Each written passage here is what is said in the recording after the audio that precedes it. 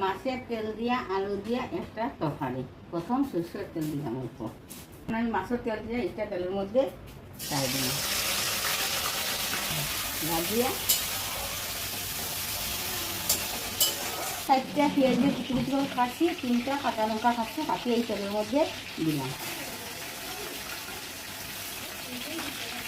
দিয়া অল্প সময় এটাকে নাড়াচাড়া করলাম, একটু বাজা ছোটো ছোটো হলুদ সবজি করে হাঁটতে হাঁটতে এই আলুটা দিয়ে দিলাম ইয়ের মধ্যে, তেলের মধ্যে। এমন দিনে আমি আর দিয়ে দিই অল্প লবণ দিলাম,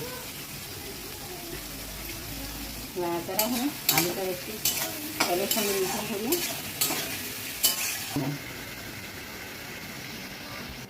এখন আমি ডাকনিটা সরাই নাড়াচাড়া দিয়ে এখন মশলাগুলো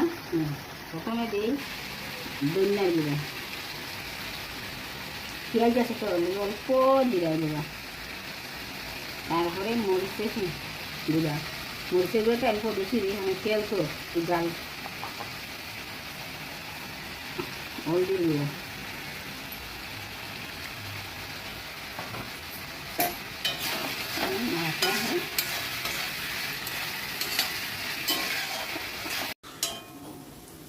আমার মাছের তেল দিয়ে আলু দিয়ে যে তরকারিটা হচ্ছে, এই তরকারিটা আমার এখন শেষ হয়ে গেছে। আমি এখন নামাই দিয়ে বাটিতে